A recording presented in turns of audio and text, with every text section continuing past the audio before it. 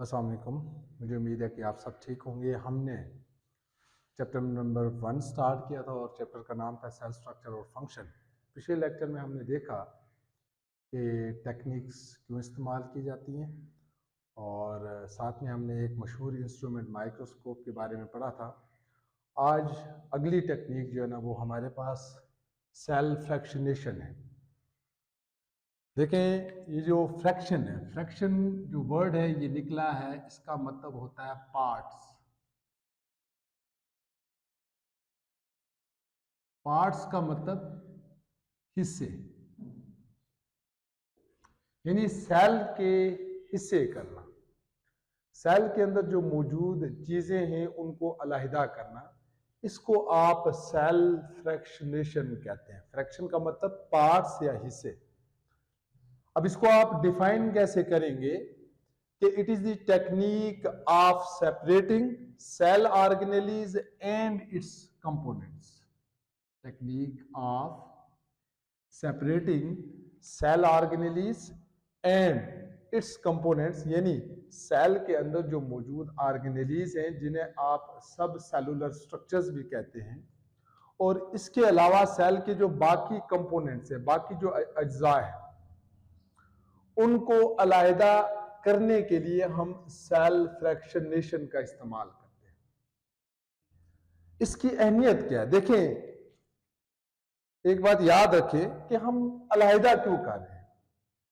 जब हम किसी भी सेल को लाइट माइक्रोस्कोप के अंदर या इलेक्ट्रॉन माइक्रोस्कोप के अंदर देखते हैं तो सेल के अंदर इतने ज्यादा स्ट्रक्चर्स मौजूद होते हैं, आप किसी एक पे फोकस नहीं कर सकते। तो किसी एक चीज पे फोकस करने के लिए हम जो है ना वो सेल के जो स्ट्रक्चर्स हैं या सेल की जो ऑर्गेनेलीज है उनको अलहदा करते हैं ताकि हम उनके ऊपर सही से फोकस कर सके और उनका स्ट्रक्चर और फंक्शन समझ सके।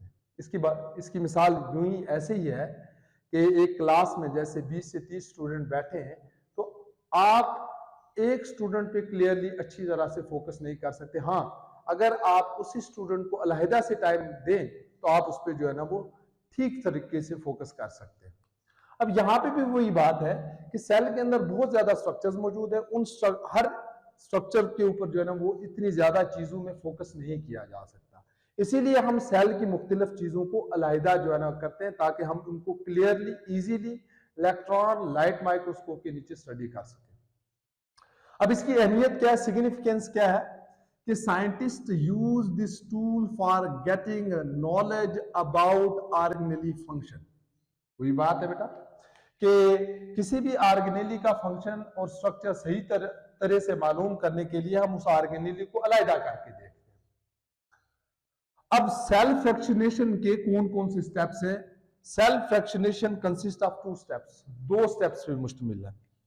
पहला स्टेप होमोजेनाइजेशन आता है और दूसरा स्टेप जो है ना वो सेंट्रीफ्यूगेशन आता है। होमो का मतलब क्या होता है? सेम, यानी यहां पे आप ये जो फ्रैक्शन आपने बनाई है, ये जो आपने पार्ट्स बनाए हैं, इस पार्ट के अंदर सेल की हर चीज मौजूद होनी चाहिए। यानी आप वहां से अगर सैंपल लें माइक्रोस्कोप के नीचे ऑब्जर्व करने के लिए, ये ना हो कि किसी जगह वो चीज मौजूद है, किसी जगह वो चीज मौजूद नहीं है। तो इसमें ये होता है कि जितनी भी फ्रैक्शंस है they are made equal in composition. तो यहां पे क्या बेटा, it is a technique of breaking और opening the cells of a tissue. जितनी भी, जाहिर है आपने सेल से चीजें निकालनी है, सेल से चीजें अलहदा करनी है, आप उसकी प्लाज्मा मेम्ब्रेन को तोड़ेंगे तो वहां से चीजें निकलेंगी। अब इस प्लाज्मा मेम्ब्रेन को तोड़ने के लिए कौन कौन से तरीके इस्तेमाल किए जाते हैं?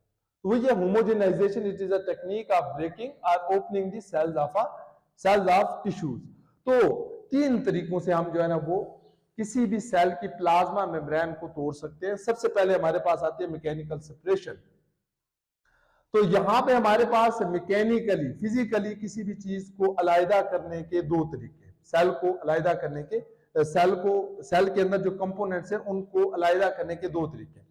Plasma membrane of a cell is broken by forcing the cells through a small passage. Passage का मतलब होता है गुजरगाह, कि आप सेल्स को जो है ना एक छोटे से होल या पोर या गुजरगाह से गुजारे, तो जब वो वहां से गुजरेगा तो उसकी सेल मेम्ब्रेन रप्चर होगी, और रप्चर होने के बाद उसके जो कंटेंट्स है वो बाहर आ जाएंगे। जैसे ये देखें ना, यहाँ पे हमारे पास ये एक इंस्ट्रूमेंट है, इसके अंदर छोटे छोटे से पोर्स बने हैं, इन छोटे पोर्स के अंदर से हम सेल्स को गुजारते हैं, और जब ये गुजर रहा होता है तो ये इसकी सेल मेम्ब्रेन को रप्चर कर देता है, जिसकी वजह से सेल के अंदर के जितने भी कंटेंट्स हैं ये बाहर आ जाते हैं।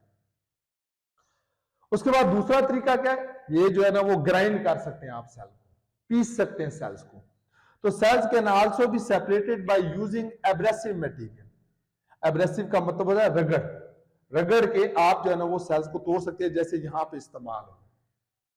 तो शेयरिंग, शेयर का मतलब होता है बेटा तोड़ना, सेल्स बाय एब्रेसिव मटेरियल। तो इसके जरिए भी जो है ना वो आप सेल मेम्ब्रेन को रप्चर करके उससे सेल के कंटेंट्स को अलग कर सकते हैं। फिर हाई एनर्जी साउंड वेव्स का भी आप इस्तेमाल कर सकते हैं सेल की प्लाज्मा मेम्ब्रेन को रप्चर करने के लिए। तो ultrasonic waves break cells and release cellular contact. High energy waves इस्तेमाल करें, उनकी वजह से प्लाज्मा मेम्ब्रेन टूटेगी, प्लाज्मा मेम्ब्रेन टूटने के बाद उससे सेल के कंटेंट्स क्या आ जाएंगे, बाहर आ जाएंगे। अच्छा, तीसरा तरीका जिसके जरिए आप सेल की प्लाज्मा मेम्ब्रेन को तोड़ सकते हैं या रप्चर कर सकते हैं, वो हमारे पास केमिकल्स हैं या एंजाइम। इसमें डिटर्जेंट्स आ जाते हैं। अब डिटर्जेंट्स क्या होते हैं, जैसे वॉशिंग पाउडर वगैरह हो गया, या फिर आप एंजाइम का इस्तेमाल करके जो है ना वो सेल की प्लाज्मा मेम्ब्रेन को रप्चर कर सकते हैं। आपने क्या करना है, एक ट्यूब के अंदर सेल ले लेने, उसके अंदर एंजाइम जो है ना वो डाल देने या डिटर्जेंट्स डाल देने। वो एंजाइम्स या डिटर्जेंट्स क्या करेंगे, सेल की प्लाज्मा मेम्ब्रेन में जो कंपोनेंट्स है उसकी डिग्रेडेशन करेंगे, और सेल के कंटेंट्स क्या आ जाएंगे, बाहर आ जाएंगे। अच्छा, अब सेल के कंटेंट्स किसी भी तरीके से बाहर आ गए, उसके बाद उस ट्यूब के अंदर जो मिक्सचर बना है, जिसमें ऑर्गेनेलीज भी मौजूद है, जिसके अंदर मॉलिक्यूल्स भी मौजूद है, जिसके अंदर मीडियम यानी कि पानी भी मौजूद है या कोई और मीडियम भी मौजूद है, तो यहां पे एक सूप की तरह का मिक्सचर बन जाएगा। उस सूप की तरह के मिक्सचर को आप क्या कहते हैं, होमोजिनेट कहते हैं।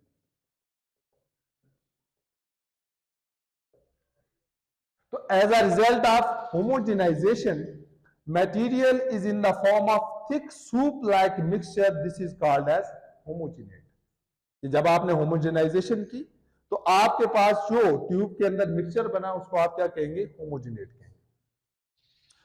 अब दूसरा जो स्टेप है इसका, वो हमारे पास आता है सेल फ्रैक्शनेशन का, वो सेंट्रीफ्यूगेशन है। यहां पे आप क्या करते हैं, on the basis of density यानी मास साइज की बेस पे चीजों को सेपरेट करना, इसको आप क्या कहते हैं, डेंसिटी कहते हैं या सेंट्रीफ्यूगेशन कहते हैं। तो process of isolating cell component on the basis of density यानी वेट और साइज के हिसाब से सेल की चीजों को अलग करना, इसको आप क्या कहते हैं, सेंट्रीफ्यूगेशन कहते हैं। सेंट्रीफ्यूगेशन करने के लिए जो मशीन इस्तेमाल की जाती है उसको सेंट्रीफ्यूज कहते हैं। Machine use for the purpose of centrifugation is called as centrifuge. अब इस सेंट्रीफ्यूज का प्रिंसिपल क्या है, प्रिंसिपल क्या है, इसका असूल क्या है। देखें, हम क्या करते हैं, ये जो होमोजिनेट है हमारे पास, सबसे पहले क्या करते हैं, यहां पे एक मीडियम डालते हैं। ये फॉर एग्जांपल ये ब्लू कलर में मैंने क्या डाल दिया बेटा, मीडियम डाल दिया, और इसके बाद इसके अंदर क्या डाल दिया जाता है, होमोजिनेट डाल दिया जाता है। ऐसे होमोजिनेट आपने डाला। इस होमोजिनेट को आप ट्यूब समेत सेंट्रीफ्यूज मशीन के अंदर रख देते हैं। ये सेंट्रीफ्यूज मशीन क्या करती है, इस ट्यूब को स्पिन करती है। अब आपने फिजिक्स में पढ़ा होगा, कोई भी चीज जब सर्कल में मूव करती है तो उसके ऊपर सेंट्रीफ्यूगल फोर्स जो है ना वो अप्लाई होती है। ये जो सेंट्रीफ्यूगल फोर्स है ये क्या करती है, ये चीजों को on the basis of density यहां पे सेपरेट करती है। इससे क्या बना दे, जो हैवीएस्ट होंगी, जिनका वजन सबसे ज्यादा होगा वो सबसे पहले बैठेगी, उसके बाद जो लाइट होंगी वो इसके ऊपर बैठेंगी, जो सबसे हल्की होंगी वो सबसे टॉप पे बैठेंगी। ये बिल्कुल ऐसे ही आप एक जग के अंदर पानी ले लें, उसके अंदर रेत डाल दें, कंकड़ डाल दें, घास डाल दें, तो डेफिनेटली आप उसको हिलाएं और 10-20 मिनट के लिए उसको जो है ना कहीं पे रख दें, उसको बिल्कुल हिलने ना दें, तो जो रेत कंकर है वो सबसे पहले बैठना स्टार्ट हो जाएगी, उसके बाद रेत बैठना स्टार्ट होगी, उसके ऊपर घास होगी, तो यहां पे जो है ना वो लेयर्स बन जाएगी। तो सेंट्रीफ्यूगेशन में भी यही होता है, जो हैवीएस्ट कंपोनेंट है वो सबसे नीचे आता है, उसके बाद लाइटर आता है और सबसे लाइटेस्ट जो है ना वो ऊपर आता है। देखिए इसका प्रिंसिपल वही बात इसने भी की है, it spins the tubes containing homogenate, यानी ये जो ट्यूब आपने इस मशीन के अंदर रखी है ये उसको घुमाएगी और इस स्पिनिंग की वजह से, spinning exerts centrifugal force on the content, यानी इस ट्यूब के अंदर जो चीजें मौजूद थी उनके ऊपर सेंट्रीफ्यूगल फोर्स लगेगी और so the components are separated on the basis of density, यानी इस ट्यूब के अंदर जो मौजूद कंपोनेंट्स हैं वो वेट और साइज के हिसाब से क्या होंगे, सेपरेट होंगे। जैसे मैंने अभी आपसे कहा सबसे हैवीएस्ट नीचे होंगे, उसके बाद लाइटर होंगे, सबसे लाइटेस्ट ऊपर होंगे, ये बात उसने लिखी है। Heaviest component settle to the bottom, next heaviest form a layer on top of heaviest, यानी ये हैवीएस्ट है, इसके ऊपर जो है ना वो लाइटर बैठ जाएगा। फिर lightest layer is left on top of all, और सबसे जो हल्के होंगे वो सबसे टॉप पे। अब सेंट्रीफिकेशन की अहमियत क्या है, इसकी सिग्निफिकेंस क्या है, देखिए इसकी मदद से हम बहुत सारी ऑर्गेनेल जैसे माइटोकॉन्ड्रिया हो गया, राइबोसोम्स हो गए, न्यूक्लियस हो गया, और इसके अलावा डीएनए वगैरह भी इस टेक्निक के जरिए जो है ना हम सेपरेट कर सकते हैं। तो ये आज का हमारा लेक्चर था, सेल्फ फ्रैक्शनेशन क्या होती है। इंशाल्लाह नेक्स्ट जो लेक्चर है उसमें हम देखेंगे कि टिश्यू कल्चर टेक्निक क्या होती है और माइक्रो डाइसेक्शन क्या होती है। अपना ख्याल रखिएगा, अल्लाह हाफिज।